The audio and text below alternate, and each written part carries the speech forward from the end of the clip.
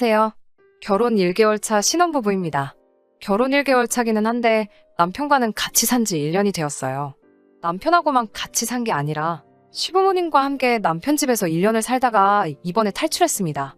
유튜브에서 짠돌이 남편 사연 듣다가 제 이야기도 남다른 사연이라는 생각이 들어서 이렇게 사연 한번 적어봤습니다. 제 사연 들어주시고 남 일이 아니라 자기 이야기다 생각하시고 화끈하게 욕이나 한마디 보태주세요. 사실 결혼식을 작년 초에 했었어야 했는데 시국이 이렇다 보니 인원 제한이다 뭐다한 이유로 미루다가 이 사단이 나서 당초 계획보다 1년이 더 지난 한 달 전쯤에 시아버지 없이 식을 올려버리게 되었어요. 시아버지 빼놓고 결혼식을 하게 된 사연을 한번 이야기해볼까 합니다. 그럼 곧바로 이야기 시작해볼게요. 저희 시아버지는 엄청난 구두쇠이십니다. 시어머니는 괜찮으신 편인데 시아버지가 정말 엄청나세요. 이미 두 분 다 오래전에 은퇴하셨고 연금 받으시는 금액이나 현재 살고 계신 아파트만 봐도 돈도 꽤나 있으신 것 같은데요. 재산이 얼마신지는 정확하게는 남편도 알지 못해요. 유산 노리고 효도하는 꼬라지는 도무지 못 보시겠다고 알려주지 않으셨대요. 유산 때문에 더 효도하고 싶은 생각도 없고 저도 남편도 맞벌이 부부를 할 계획이기 때문에 딱히 하려고 해도 시간도 없을 텐데 말이에요. 혹시나 해서 적어보지만 시가 재산을 노리고 결혼을 결심한 것도 아닙니다. 친정부모님도 이미 저 결혼하기 전에 노후 준비가 다 되어 있으셨어요. 남편이 대기업을 다니고 있긴 한데 저도 남편 정도는 아니지만 나름 튼튼한 회사에 다니고 있고 입사 4년 차에 현재 과장 타이틀 달고 있습니다. 애초에 결혼 이야기 나올 때 양가 지원 하나도 없이 결혼하기로 했고 저나 신랑이나 일 시작하고 난 뒤부터 모아놓은 돈이 상당했기 때문에 한쪽으로 기우는 결혼을 한 것도 아니에요. 아무튼 시아버지께서 결혼식을 미루자고 한 이유도 어이가 없어요. 여태까지 축의금 뿌린 것들 본전 회수하려면 여러 명 모일 때 해야 한다고 하시더라고요. 제가 요즘은 인원 제한 때문에 상황을 다들 이해하기 때문에 계좌로 축의금을 전달하는 게 일반적이라는 말씀을 드렸는데도 그 자식들 어떻게 믿고 안 보내면 그만인데 손해보면 제가 책임질 거냐면서 인원 제한 풀릴 때까지 굳이 날짜를 미루자고 하시더라고요. 남편도 어차피 그분들이 결혼식에 안 오면 못 받을 돈이지 않냐고 똑같은 상황이지 않느냐 말씀드려도 절대로 인원 제한이 풀릴 때까지 식을 올릴 생각이 없다고 하셨어요. 짠돌이 시아버지에 관한 에피소드가 하나 더 있어요. 처음 양가 상견례를 하는 날이었어요. 친정부모님이 예약하신 한정식집에서 상견례를 했습니다. 시아버지가 상견례 날 보인 행동에 정말 어떤 의미로는 존경스럽다는 생각까지 들 정도였어요. 식전 음식으로 전복죽이 나왔는데 이미 전복죽이 나온 상황부터 음식에 손을 하나도 안 대시고 계셨어요. 전복죽이 나오고 나서 계란찜부터 시작해서 여러 가지 음식들이 들어오는데 그때부터 식사를 시작하시더라고요. 처음에는 그냥 죽을 안 좋아하시는가 보다 했는데 서빙하시는 분께서 치워드릴까요? 하고 물어보니 가만 냅두라고 하시더라고요. 메인 요리부터 탕까지 음식이 나오기 시작했는데 아파피 인원수대로 차려진 음식들을 전부 옆으로 밀어두시고 공깃밥을 하나 추가하시더라고요. 그러시고는 밑반찬을 계속 리필하시면서 메인 요리에는 손 하나도 대지 않으시고 식사를 이어가셨어요. 그 모습에 저희 어머니가 조금 당황하셨어요. 음식이 입에 안 맞으시냐 여쭤봤는데 엄지를 척 올리시면서 아주 맛있다고 하시면서도 메인 요리인 갈비찜이나 탕에는 끝까지 손을 대지 않으셨어요. 그걸 저희 가족들이 불편하게 하고 있으니 남편이 보다 못해 시아버지께 갈비찜도 아주 맛있으니 한번 드셔보라고 하더라고요. 갈비찜 좋아하시지 않느냐며 왜 안 드시냐고 물었는데 남편의 말을 듣더니 그래? 그럼 한 입만 줘봐라 하시면서 남편 앞으로 나온 갈비찜을 집어가셨어요. 진짜 맛있다고 하시면서 이번엔 시어머니 앞에 차려진 갈비찜을 몇 개 덜어가시고 다 드신 공깃밥 빈 그릇에다가 탕도 덜어가시더라고요. 시어머니가 저희 가족 보기가 부끄러우셨는지 왜 자기 거 안 먹고 남의 걸 자꾸 뺏어먹냐고 뭐라 한마디 하시니 이건 포장해 가서 집에 가서 드실 거라고 하시더군요. 밑반찬은 리필이 되니 공깃밥하고 밑반찬만으로 상견례 자리에서 끼니를 때우시고 메인 요리들은 포장해 가서 저녁 식사로 드실 요량이었나 봐요. 그때는 그냥 절약 정신이 너무 투철해서 유별나신 분인가 보다 했어요. 물론 그 행동이 상견례 자리에서 어울리는 매너는 아니었지만 그냥 그 유별났던 모습이 추억거리처럼 남을 줄 알고 넘겼던 게 화근이었던 거죠. 아무튼 본의 아니게 결혼식이 미뤄지다 보니까 또 다른 고민이 생기더라고요. 집값이 하루가 다르게 오르는 게 너무 큰 걱정이었어요.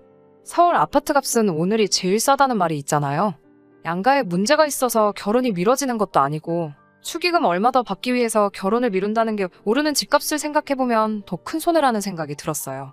당시에 저랑 남편이 모은 돈을 합치면 2억 5천 정도 되었는데 2억 정도만 더 대출을 받으면 작은 평수의 구축이지만 그래도 원하던 지역에 아파트를 구할 수 있었어요. 그런데 시아버지가 신혼집을 미리 구하는 걸 반대를 하시게 됩니다. 양가 지원 없이 결혼하기로 이미 정해져 있었는데 대출을 받는 게 집안의 수치라고 하시면서 만약 대출을 받을 경우에는 절대로 이 결혼을 허락하지 않으시겠다고 엄포를 놓으셨어요. 불편함을 조금만 감내한다면 대출 없이 집을 충분히 구할 수 있다고 하시며 요즘 젊은이들은 끈기가 없는 게 문제라고 하시더군요. 자기는 일평생을 빚 없이 지내왔다고 이자로 버리는 돈이 세상에서 제일 아까운 게 아니냐며 저희가 신혼집을 구하는 걸 엄청나게 반대하셨어요. 대출 받는 게 은행만 좋은 거지 누구 좋으라고 하는 건지 모르겠다는 말도 안 되는 논리를 펼치셨어요. 신도시 쪽 아파트도 생각해봤는데 출퇴근거리나 그런 걸 생각해보면 아무래도 더 손해겠더라고요. 신도시에 살면 자동차가 거의 필수이기도 하고 신랑도 저도 차 없이 대중교통을 이용하는데 돈에 맞춰서 집을 구하고 자동차 2대를 사자니 그건 배보다 배꼽이 더 커지는 상황이었거든요. 대출금 가지고도 저렇게 노발대발이신데 당연히 월세 사는 걸 용납하실 분도 아니셨죠. 그래서 출퇴근거리를 이유로 상황이 이러하니 대출을 받아야겠다고 남편과 함께 시아버지 허락을 받으러 갔는데 시아버지가 뜬금없이 합가를 제안하셨어요. 결혼 시작부터 시부모님을 모시고 살고 싶은 생각은 없었는데 시아버지도 그 부분에 대해선 생각이 이미 있으셨는지 집만 같이 쓰는 거지 합가를 하는 대신 생활비며 용돈, 공과금 같은 거 단 한 푼도 받을 생각 없으니 들어와서 돈을 모아 살려고 제안을 하시더라고요. 여태까지 그 누구도 시아버지 고집을 꺾은 적이 없었고 시아버지의 제안도 제안이지만 아파트 위치가 너무나도 좋았기 때문에 조금 고민이 되었는데 시어머니가 그 제안에 쐐기를 박아주셨어요. 시어머니가 시아버지 고집에 한 번만 맞춰주면 저희가 집을 나갈 때쯤에 시어머니가 시아버지 몰래 모아놓은 돈 5천 정도를 주신다고 하시기에 남편의 설득 끝에 결혼식도 아직 올리지 않은 상태로 시부모님과의 동거가 시작되었습니다. 돈 때문에 그런 건 아니지만 시어머니가 5천을 지원해주시면 1년 정도면 모자란 돈을 모아서 독립할 수 있다는 계산이 섰거든요. 시가에 처음 들어갔을 때 저는 정말 놀라움을 금치 못했습니다. 마치 근현대사 박물관에 온 것 같이 집안에 있는 모든 가전들이 좋기 20년은 더 돼 보이는 것 같았거든요. 유일하게 새 것처럼 보이던 것은 소파 앞에 깔아놓은 온수매트 하나밖에 없었습니다. 흰색이어야 할 백색 가전들은 세월의 풍파를 견디지 못해 누런빛을 띠고 있었고 소파도 가죽이 다 벗겨져서 속이 튀어나올랑 말랑하는 상태였어요. 시어머니가 제 속을 눈치챘는지 시아버지가 멀쩡한 걸 왜 바꾸냐며 야단이시라서 못 바꾸셨다고 하더라고요. 망가지면 바꾸기라도 할 텐데 뭐 이렇게 튼튼하게 만들었는지 잘 망가지지도 않는다고 짜증을 부리시는데 그때 왠지 시어머니가 안쓰럽다는 생각이 들었어요. 어차피 시어머니께서 결혼자금으로 몰래 주신다는 돈도 있었고 집만 같이 쓰는 거지 따로 사는 거라 마찬가지라고 하셨지만 저도 여기서 지내는 동안 어느 정도 살림은 해야 했으니 예단했다는 셈치고 오래된 살림살이들을 전부 바꿔드리면 좋겠다는 생각이 들더라고요. 그래서 시어머니를 꼬셔서 시아버지 이틀간 자리 비우신 날을 결행일로 잡고 이틀 사이에 집안 가전들을 전부 다 새 걸로 바꿔버렸어요. 전부 바꾸는 데 해서 제 돈 1,500만 원 정도가 들었고 다른 것보다도 시어머니가 엄청 기뻐하시는 게 괜히 뿌듯했습니다. 문제는 시아버지가 돌아오고 난 이틀 뒤였어요.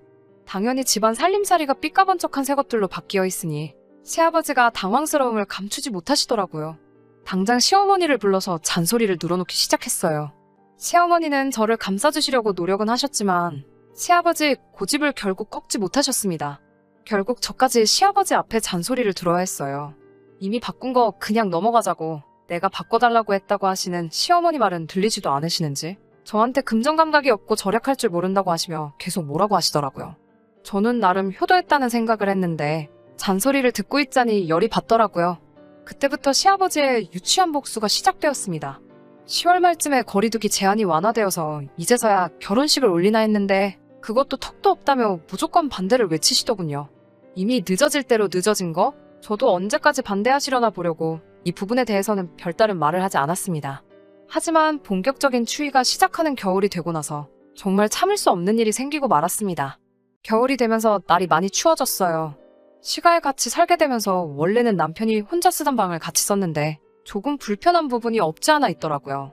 아직 식도 올리지 않았다는 게 마음에 걸리기도 했고 남편이 쓰는 방 바로 맞은편이 시부모님이 쓰는 안방이라서 소리가 그래서 화장실이 가까운 현관문 근처 방을 제가 쓰기로 하면서 신랑과는 각방을 쓰게 되었습니다. 제가 각방을 쓴다는 이유로 으스대시면서 방을 한 개 더 쓰니까 방세를 받아야겠다고 제 얼굴을 볼 때마다 말씀하셨어요. 물론 실제로 받지는 않으셨지만 그것만으로도 스트레스가 이만저만이 아니었습니다. 본격적인 추위가 시작된 11월 말에 사건이 터져버렸습니다. 아침에 일어났는데 몸이 으슬으슬 춥고 방에 냉기가 한가득이더라고요.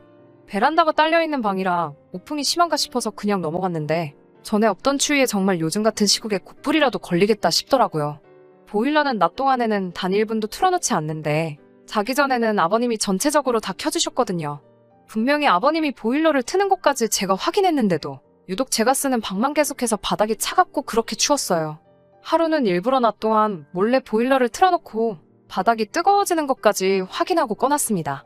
그리고 그날 저녁에 아버님이 다시 방마다 보일러를 켜주시는 것까지 확인했어요. 하지만 쎄한 느낌이 들어서 불 끄고 침대에 누워서 잠을 안 자고 잠복을 하고 있었습니다. 새벽 2시가 되니 방문이 열리는 소리가 나더라고요. 남편이 화장실을 가는 걸 수도 있겠다 싶어서 인기척이 사라질 때까지 기다렸다가 몰래 밖으로 나와봤어요. 예상한 대로 제 방에 보일러만 꺼져 있더라고요. 누가 그랬는지는 안 봐도 뻔했어요. 그 자리에서 바로 온 집안 식구들을 깨워 난리를 치고 싶었지만 확실한 증거를 찾기 위해 하루 더 숨죽여 기다려보기로 했습니다. 그리고 다음날 새벽 어김없이 제 방에 보일러를 끄고 계신 시아버지를 현장 검거할 수 있었어요. 보일러를 몰래 끄고 계신 와중에 거실 불이 환하게 켜지고 핸드폰으로 그 장면을 찍고 있는 저를 맞닥뜨렸을 때 자지러지게 놀라며 당황하시던 시아버지 표정이 아직도 생생하네요. 남편도 시어머니도 너무한 거 아니냐는 듯이 시아버지를 몰아가니 제가 추워 보여서 보일러를 높여주러 나온 거라 변명하시던 시아버지가 결국 폭발을 하면서 제 탓을 하기 시작하더군요. 제 해픈 씀씀이를 바로잡아주기 위해서 절약하는 법을 알려주려 보일러를 껐다는 말도 안 되는 변명을 늘어놓으셨어요. 제가 감기라도 걸려서 회사에 못 나가게 되면 어떻게 하실 거냐 따져 물으니 시아버지가 참다 폭발하시며 너같이 해픈 사람을 집에 들일 수 없다고 당장 내 집에서 나가라고 소리를 치시더군요. 저도 여태까지 참아온 게 있기 때문에 이 집의 가전들 전부 다 제 돈 주고 산 제 거라고 이것들 전부 여기에 두고는 갈 생각 없다고 끝까지 버텼어요. 당장 그 돈을 돌려줘야 한다니 아까웠는지 그 말에 아무 말도 못하고 방으로 조용히 들어가셨습니다. 다음날 시아버지는 삐져가지고 아침 대바람부터 나가셨고 그 주 내내 집에 들어오시지 않으셨어요. 시어머니는 이참에 잘 되었다고 어차피 시어머니께서 주기로 한 돈이 있으니 손해봤다는 생각은 하지 말고 미루던 결혼식도 진행하고 대출을 받아서 원하던 신혼집도 구하라고 하셨어요.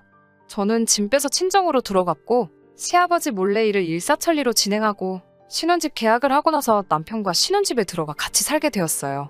시아버지 고집은 결국 꺾지 못하고 결혼식은 시아버지 없는 상태로 진행하게 되었습니다.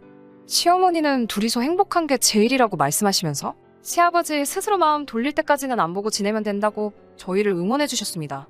미루고 미루던 결혼식도 올렸고 결국 대출을 끼고 웃돈을 들여 신혼집을 장만하게 되었지만 한편으로 생각해보면 단돈 1,500만 원으로 상종하기 싫은 시부와의 연을 끊어버릴 수 있게 되었으니 남는 장사라는 생각이 드네요.